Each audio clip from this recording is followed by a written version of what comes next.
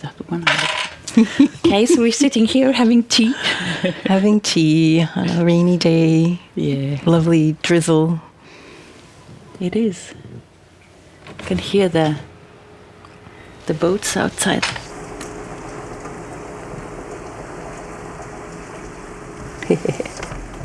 Okay, we'll close this.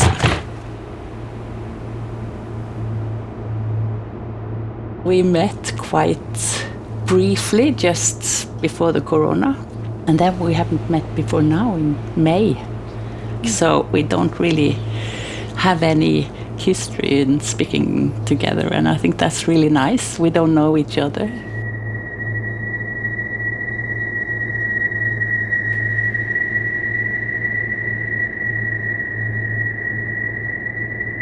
You made some beautiful programs where you have been into the Waveform archive, and I'm quite curious about that.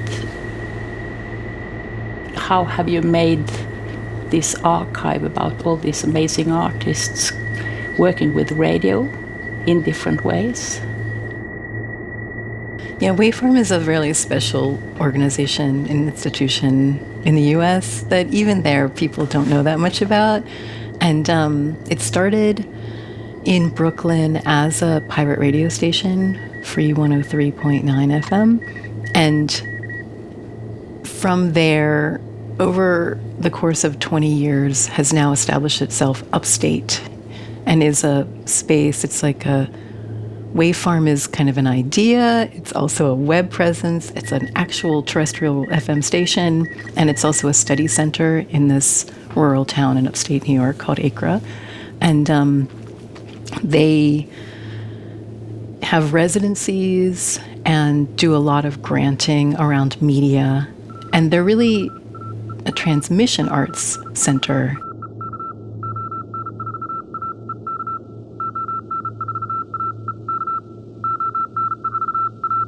I think they're doing a lot to even define the boundaries of this, recognizing this as a really exciting, not so well-known category.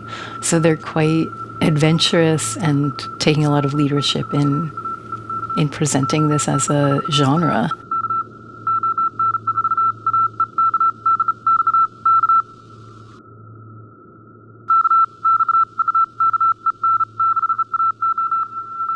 It's also quite fascinating to think about that this is where some kind of a core in the world as well, because it has this connection to the whole world through transmission and different kinds of transmissions.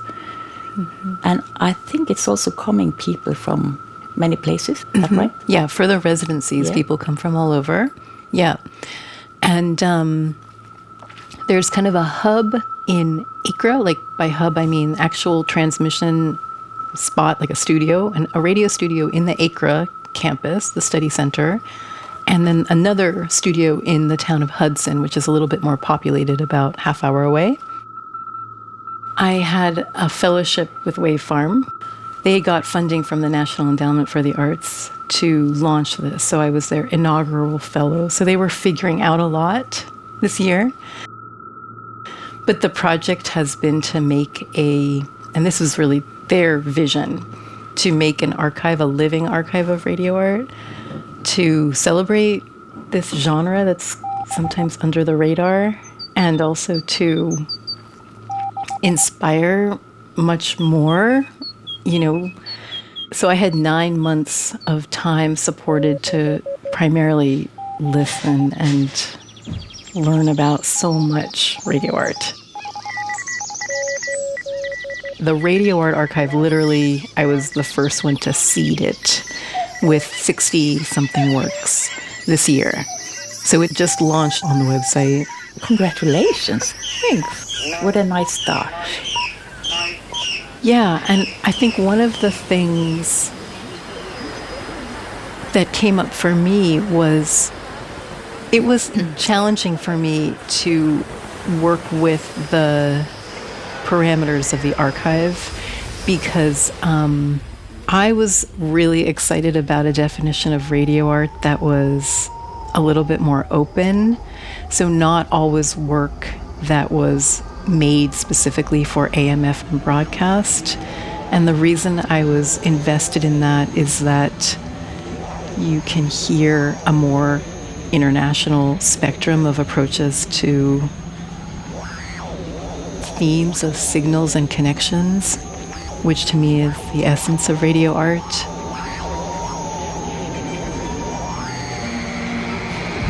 Because of the infrastructures around radio art being so connected to national broadcasters, you get a very basically wealthy country version of the medium if you don't open up your definition of radio art.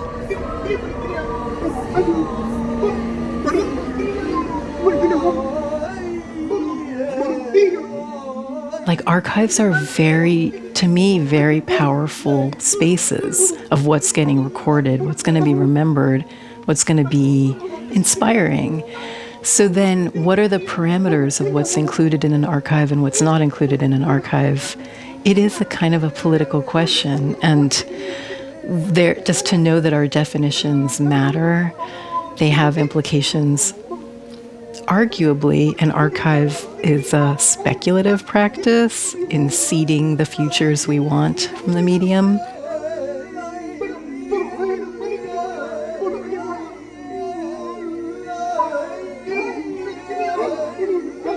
And so I have a lot of questions about even, inhabiting an art form that has really been infrastructurally supported in some parts of the world and not in others.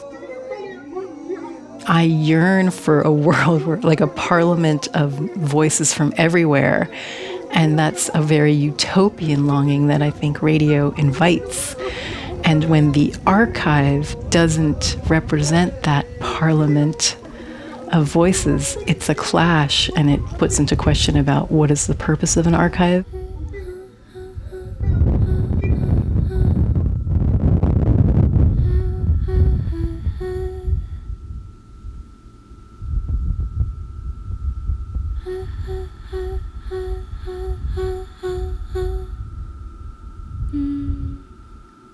For me, a takeaway was I want to make the archives that I choose the parameters of. And then, I would make a different archive than the one that an institution might choose the parameters of. Yeah. Yeah. And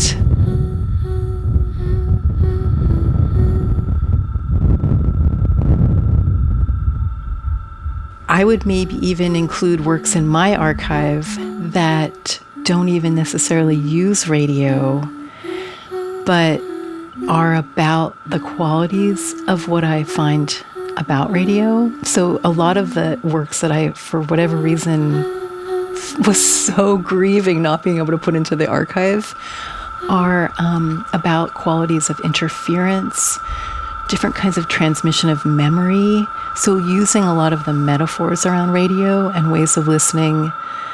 There are a lot of really exciting art pieces now looking at a lot of these issues of the obstacles to transmission and what gets in the blocks the signal and the persistence of signals, and how do we have to change to listen to the signals we haven't listened to.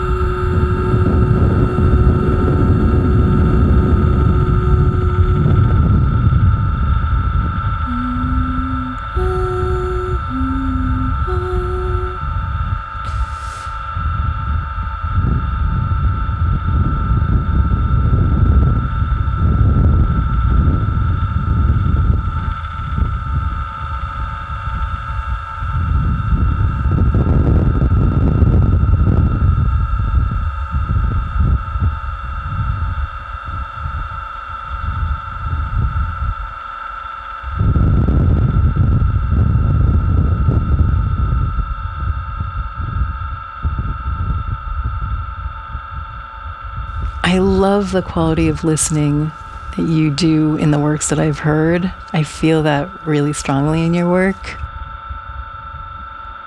You slow down in the best way, like the act of art making, and really, like there's this real openness and curiosity about things that are easy to just kind of move beyond quickly.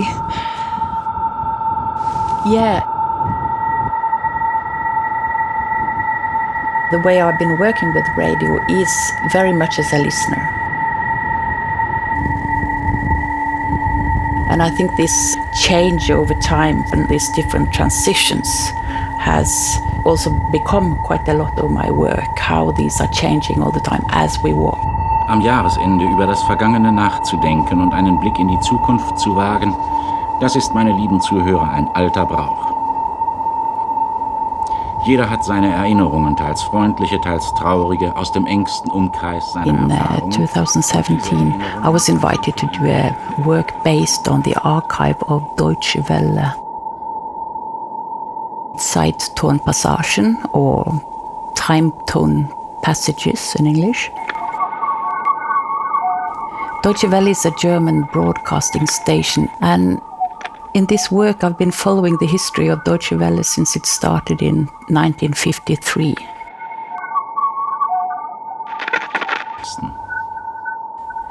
The archive contains many years of collected or accumulated recordings from radio programs in a lot of different languages. Un mélange de cynisme et de triomphe.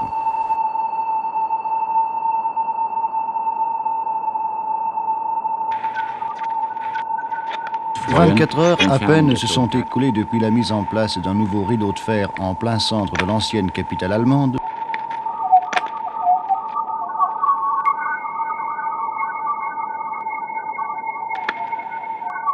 All these different voices and signals were developed into a 40-channel site-specific sound installation in a 70-meter-long passage in Bonn.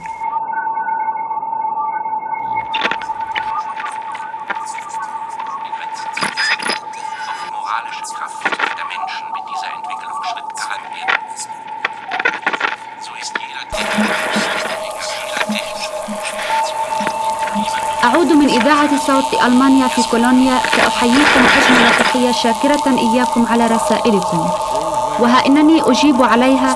فأبدأ أولا برسالة السيد عبد الرزاق خبازة من حلب، فأعلمه بأننا أرسلنا له الأجوبة على رسالته ضمن رسالة وربما تكون قد وصلته الآن.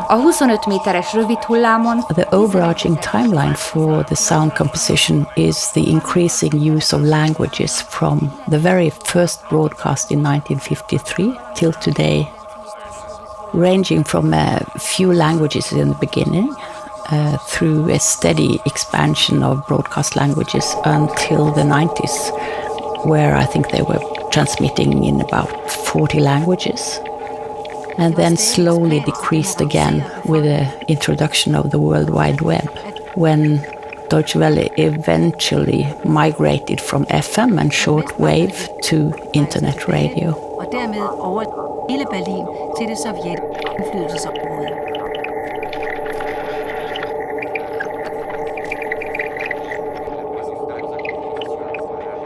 The time perspective of the languages broadcasted is quite fascinating, I find it. It tells a parallel story of technological development, about the radio space in society from 50s to the present.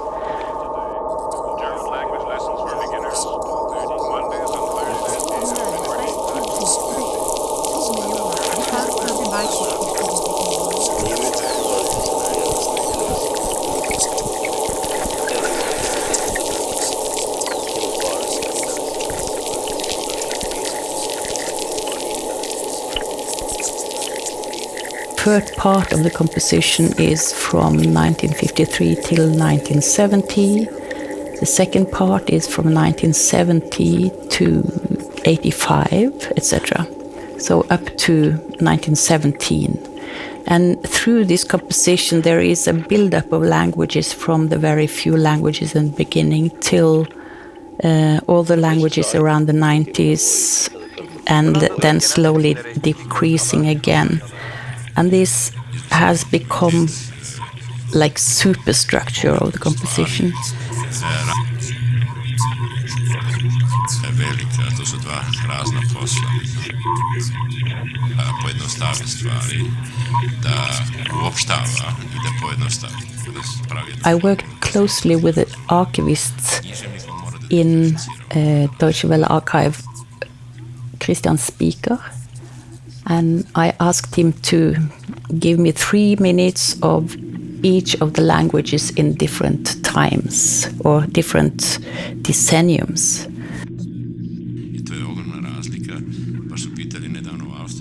So it became a kind of a research in time and development, and when the different languages entered the ether and when they were disappearing. Niwaalika mratibu wa mipango wa shirika la Ujerumani la Konrad Adenauer huko nchini Tanzania, Richard Shaba aliyeko mjini Dar es Salaam.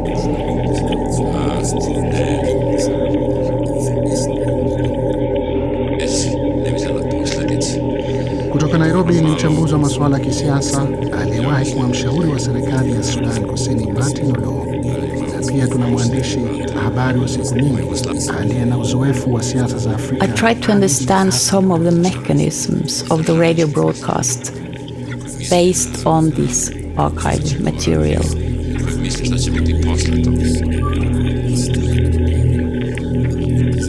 And I also find it very interesting to work with the languages together. Make a utopia about which languages meet which languages.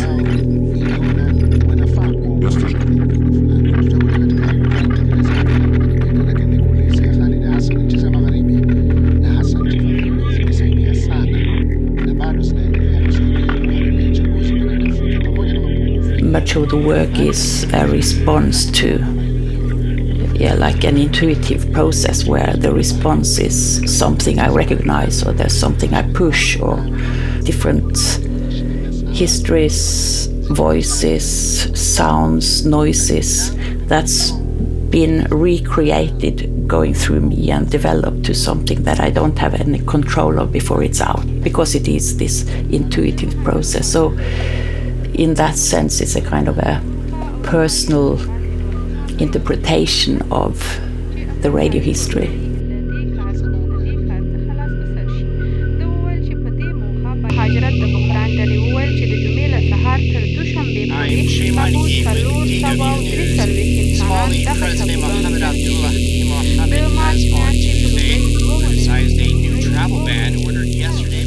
News is read in a very neutral way, and it's never neutral. It's absolutely not neutral, it's the contrary.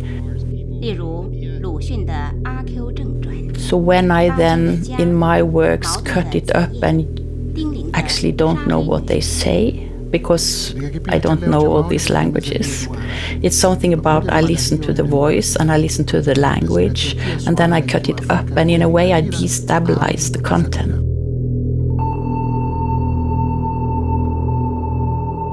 Just cut out what I find interesting sound-wise.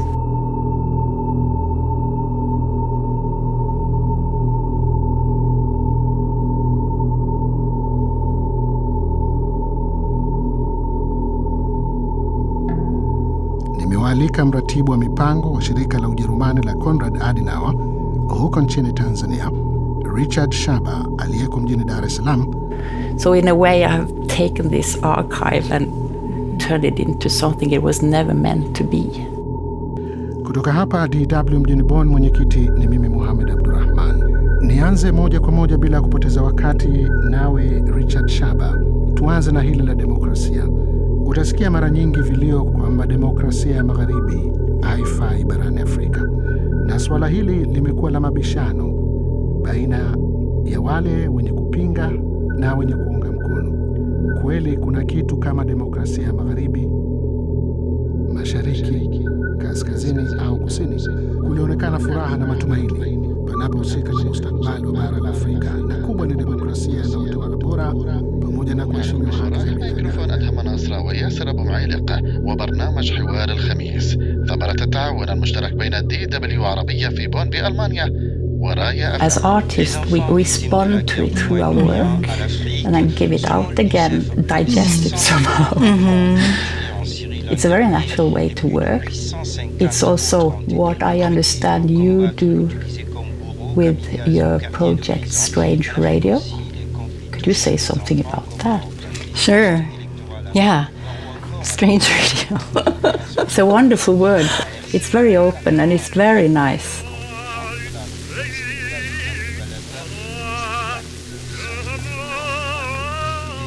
So yeah, Strange Radio has been a project I've been working on for about now coming on 3-4 years. So it's kind of an open exploration that keeps unfolding. Using the word strange to kind of connote strangeness and also the stranger. The Latin roots of the word stranger are the word exclusion, the one who's on the outside. The project has its start in Vienna, where my parents are from, and have rich, complex histories of being exiled.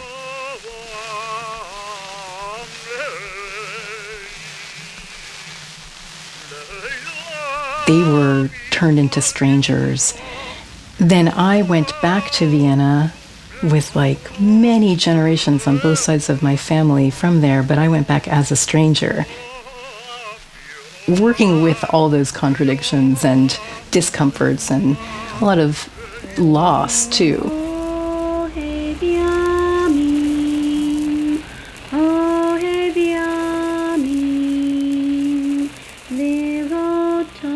Strange Radio is a series of now 7 pieces, and archives were a real resource for me in making Strange Radio. I needed to do a lot of archival research at the archives in the city of Vienna in order to fill in gaps in family and personal memory and history.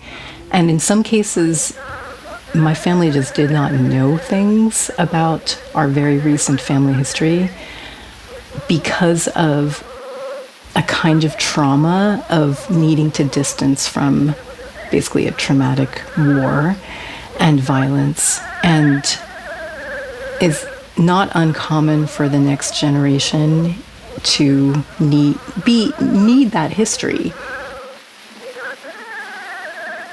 The archives stepped in to, in some cases, fact-check family stories and help me then make art out of that blended personal social history.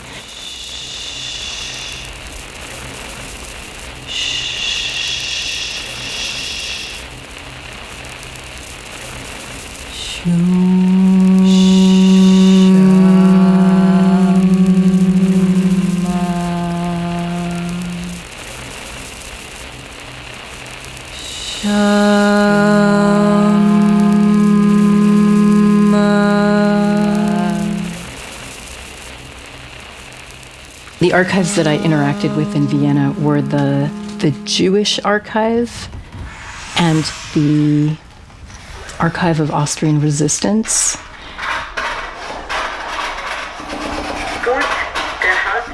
The Jewish Archive was really helpful for me because my mom's family is Jewish, and so much about their history, again, was just transmitted to me in a fog. So I used the Jewish Archive and worked with the archivists who generously spent time with me to verify where my family lived, exactly which house. My mom wasn't even quite sure which house. She had been there as a youngster, but couldn't remember, kind of knew from her own body which house it was. So the archive helped me fact check which apartment my family lived in. 3 generations had been literally kicked out of their apartment And then I learned that that house had actually then been used as a deportation site. So other families had been put into my own family's apartment and other apartments in the building.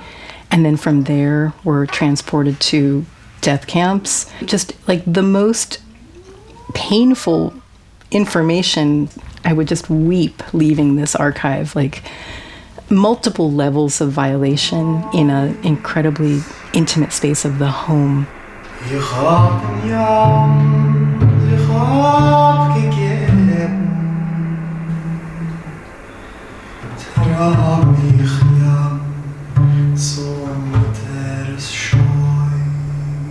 David Bisens, Apartment 4. Hedwig Bisens, Apartment 4. Anna Hüttner, Apartment 29. Immediate rental. Ernestine Hüttner, Very clean. Apartment 29. Nettes Gassenkabinett. Josias Hüttner, Apartment 29. Olga Kafka, Apartment 8. Nettes means pretty. Deborah Kleiner, Enchanting. Apartment 22. Evi Kolmar, Apartment 23. Theresienstadt, Wilhelm Reis, Apartment 18. The Jewish Archive is a compilation of documents connected to Jewish Vienna before World War II, but then extensively detailed documentation, even of every single family that was deported from my family's apartment.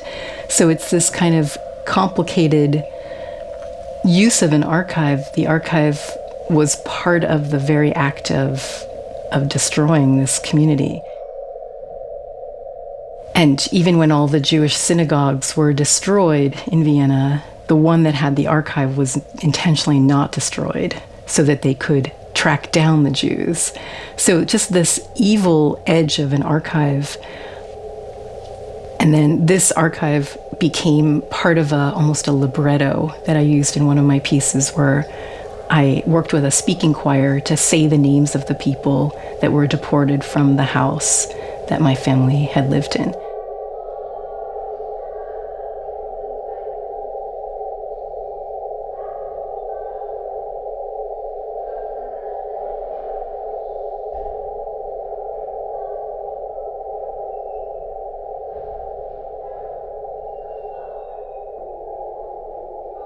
I think it's very interesting to hear how you transmit these very personal histories from being internal or private or personal to a public sphere.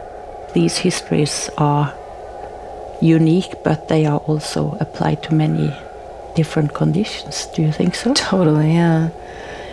I am really interested in personal stories as compelling ways of telling public stories.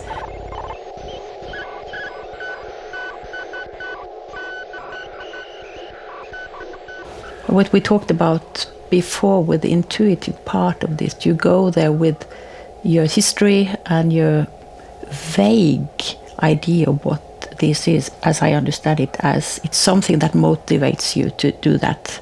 It's also a personal driving force to find history of your own, but you find so many other histories on the same way. And again, I think it's interesting to see how you as an artist transmit that material into works.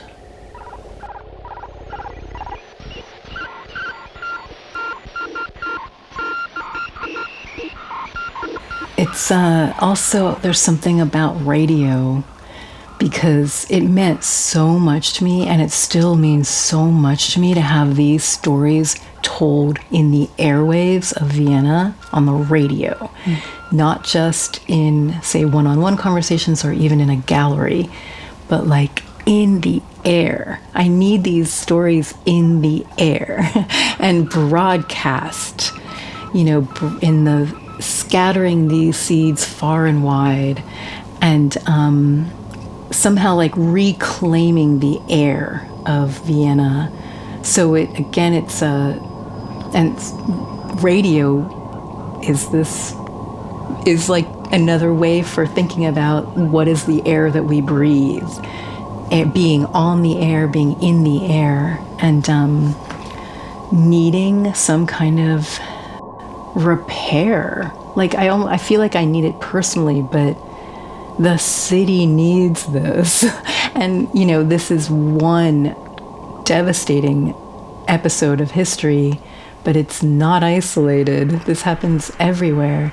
And all of the air needs this repair. Yeah, completely agree. It's important that the radio keeps this open mind about what is transmitted and what is mediated there. I think also these kind of work should have been in the public sphere broadcast as national radio, for instance, because it becomes like these gaps between meaningful radio coming from artists and radio broadcasts.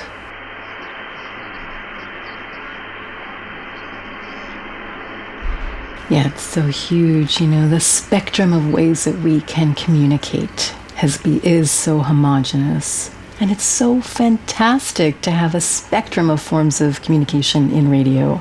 Many forms, some of which are more, just not so information-based, but much more just based on metaphor or other ways of interacting with things like research and archives.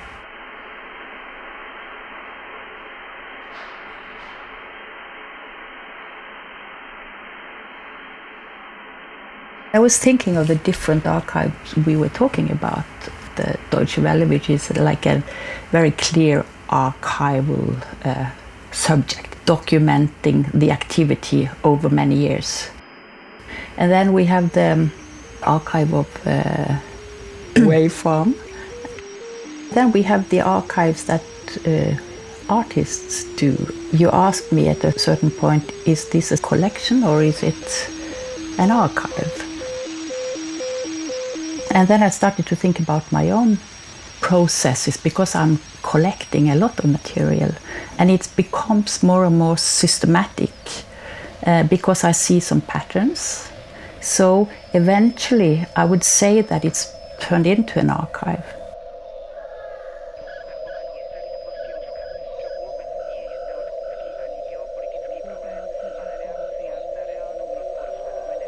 One of the early works I did with the radio recordings, I did it because I was interested in radio, and I did it as a listener or a person who's interested in that medium. And I wasn't quite sure why, but it was something attracting me about it. I visited the world through the tuner of the AM and had a long and very good antenna that I borrowed and threw it out of the window. So I got a lot of different information, and I found the same news in different languages. je už oficiálně premiérom. Podrobnější informace z Moskvy zatelefonovala Mária Mikušová. Evgenij Primachov sa dnes stal 5. premiérom Ruskej federácie. Podporu mu vyslovili takmer 2/3 poslancov dolnej komory federálneho zhromaždenia. Za sa vyslovilo 315 poslancov pri potrebnej nadpolovičnej väčšine 226. Nový premiér predstavil v parlamente len hlavné kontúry programu budúcej vlády. Úplnou prioritou bude pre ňu zachovanie celistvosti Ruska. And it was a way to travel also. And these small news recordings became one of my first collections. And then I went to the signal itself because it's so beautiful. So I did a lot of recordings with the signal, and while I was doing this, we came closer to the year 2000, And that's when the Morse code was announced that it should be shut off. So I had already started to record this, and I found myself, without forcing it or without really knowing it, recording sound signals that were on the way to disappear. Tonight at 6:30, 7:30 Atlantic, 8 in Newfoundland. I also find that the way I work with subtle topics, seemingly without any political content in one way, on the other hand, it's everywhere. For instance, the transition from FM to DAB, it implies a lot of waste. What do we leave behind then? And what do we leave behind, for instance, of signals and soundscapes that we have around us every day?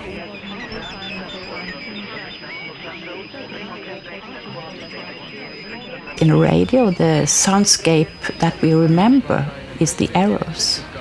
It's the noise. You turn the radio from one station to the next and it makes noise, and it is considered as errors. And all these radiophonic sounds or errors is not meant to be there, but I think they are so important and applies to so many things. Why do we want this silence? Right? Yeah. What is it that is emotional? I think it is the dialogue between being intuitive and meeting a material, for instance, recording all these different signals or parts. It is actually much stronger than just a signal or just a fragment of radio, or it is a whole history. Working this way and carving out these different levels also, I think, make us more open to our surroundings, and I think that's where the vulnerability comes in as well.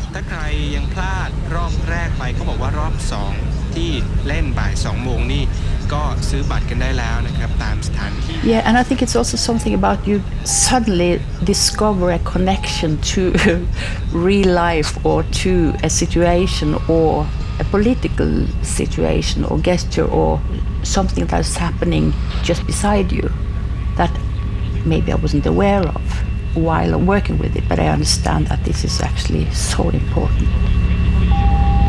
South Korea.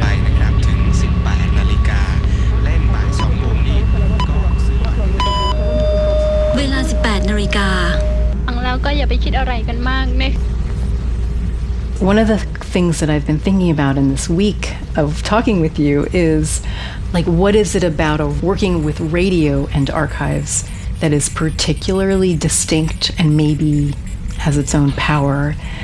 The listening aspect of it, the non-visual, and also I think something about time and space, because another thing that you were talking about, like, I think those of us who are drawn to radio for whatever intuitive reason as an artistic medium, it lends itself to a utopian longing for some kind of space where multiple languages and this kind of amazingness of signals that go around the planet. There's this a special way that the radio archive and archival uses with radio touches into something profound around time, space, longing, and listening.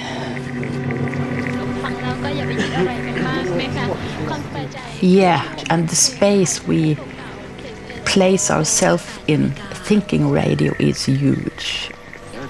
It's not only the world, it's like the universe.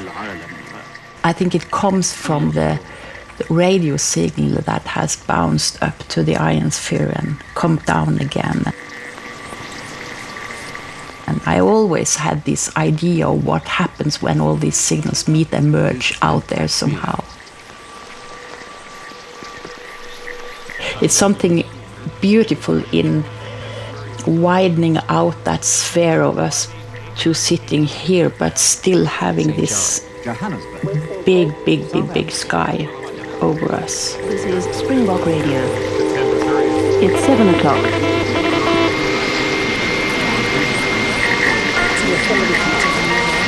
It's Friday, May 13th, 2005. Yeah, that's one of the things that I think about the radio as. Sometimes it's difficult to accept that it's limited down to some channels on national radio.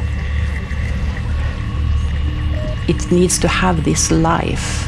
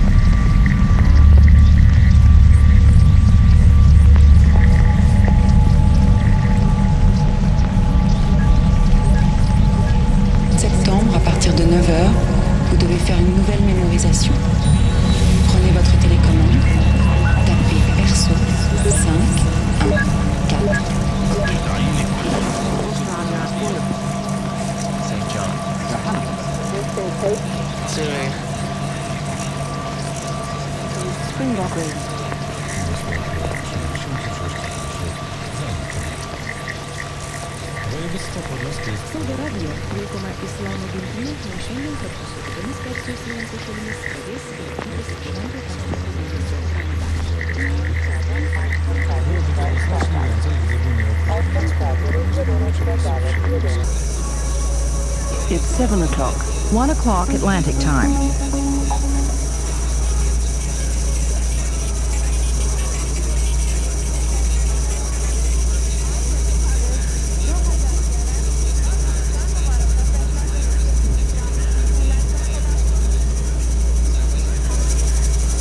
Klocka 14.00. Aus Schönefeld, Stefanie Brockhausen.